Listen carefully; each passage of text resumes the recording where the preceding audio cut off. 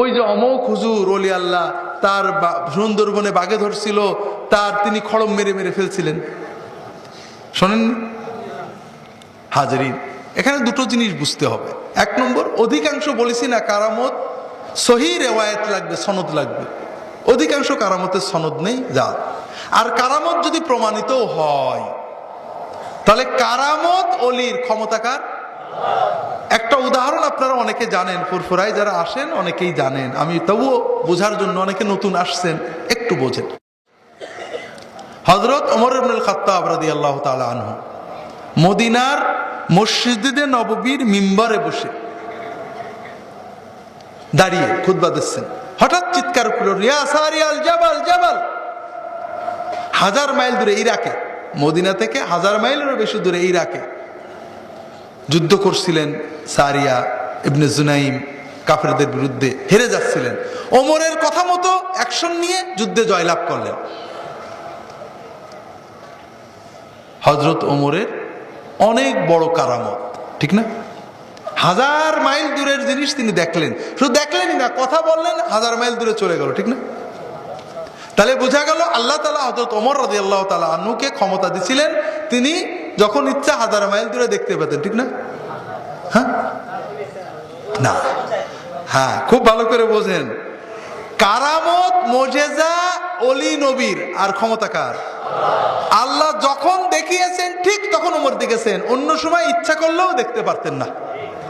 এটার প্রমাণ এখানেও কথা আছে, আমি মাঝে মাঝে বলি, অবশ্য ফুরফুরায় এই সমস্যা আল্লাহর রহমতে নেই। কোথাও যে যদি আপনি গল্প করেন, বাবারা বাবাজিরা, আমার দাদা হুজুর এত বড় আল্লাহর ওলি ছিলেন, সুন্দরবনে যে তার এক মুরিদ বাঘে ধরেছিল, তিনি বাবা বলে ডাক দিলে হুজুর খড়ম মারলেন, বাঘটা মরে গেল। এই ওয়াজ শুনলে আপনারা বিশ্বাস করবেন। আর আমি যখন বললাম যে কারামত অলিদের ক্ষমতা না, তখন আবার দলিল চাবেন। হ্যাঁ, দলিলও দিচ্ছি। এই ঘটনার, এই সারিয়ার ঘটনার 3-4 মাস পরে, আগে না পরে, পরে হযরত ওমর ইবনুল খাত্তাব রাদিয়াল্লাহু তাআলা আনহু মদিনার মসজিদে নববীতে ফজরের জামাত পড়াতে আসছেন। কাতার সোজা করেছেন, সব ঠিকঠাক করে আল্লাহু আকবার বলে নামাজ, কেবল কোরআন তেলাওয়াত শুরু করেছেন। ঠিক উনার পিছনে, 3 হাত পিছনে এক কাফের চাদর গাইতে মুসলমানদের ভিতর নামাজে দাঁড়িয়ে আছে। কোরআন পাঠ শুরু হলেই চাদরটা খুলে চাদরের নিচে একটা বিষ মাখানো ছুরি নিয়ে বসে আছে, দাঁড়িয়ে আছে। ছুরি বের করে হযরত ওমরের পিঠে মারতে শুরু করেছে। ওমর অজ্ঞান হয়ে পড়েছেন। ওই কাফের পালাতে গেছে, সাহাবীরা ঘিরে ধরেছেন। তখন সে নিজের বুকে ছুরি মেরে মারা গেছে, আত্মঘাতী হামলা। যাই হোক,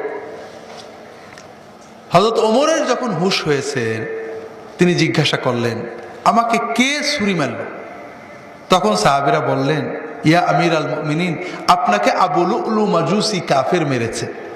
তখন ওমর রাদিয়াল্লাহু তাআলা আনহু আল্লাহর শুকরিয়া করলেন, আলহামদুলিল্লাহ, আমাকে যে কোনো মুসলমানের হাতে মরতে হলো না, খুন হলাম না, আমার একজন কাফেরের হাতে শহীদ হওয়ার ভাগ্য আল্লাহ আমার দিলেন, এজন্য আলহামদুলিল্লাহ।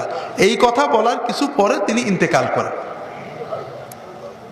তাহলে কি বুঝলাম? যে ওমর 1000 মাইল দূরের জিনিস দেখলেন, তিনি 3 হাত দূরের জিনিস দেখতে, তাহলে ক্ষমতাকার। কাজেই কেউ যদি মনে করে আল্লাহ কাউকে অ্যাবসলিউট ক্ষমতা দিয়েছেন, দূরের থেকে ডাকলে শুনতে পায়, দূরের কথা জানতে পারে, সঙ্গে সঙ্গে সে কাফের মুশরিক হয়ে যাবে। কাজেই অলৌকিক সাহায্য একমাত্র কার কাছে চাইতে হবে? আর লৌকিক জাগতিক সাহায্য আল্লাহর কাছে চাইবেন, মানুষের কাছে চাইবেন না। আল্লাহ রাসূল বায়াত নিতেন, আমার কাছে প্রতিজ্ঞা করো, দুনিয়ার কারোর কাছে কিছু চাবে না, আল্লাহ তোমাকে সব দেবে। চেষ্টা করবেন দুনিয়ার জিনিসও, টাকা পয়সা, সাহায্য সওদা, মান আনজালা বি ফাকাতুন ফা আনজালাহা আলান নাস, যদি কারো কাল্লা বিপদে দেন, কষ্ট আছে, মানুষকে বলে বেড়ায়, তার লাভ হবে না। যদি সে আল্লাহর কাছে বলে, আল্লাহ ইনশাআল্লাহ তার বিপদ কাটিয়ে দেবেন।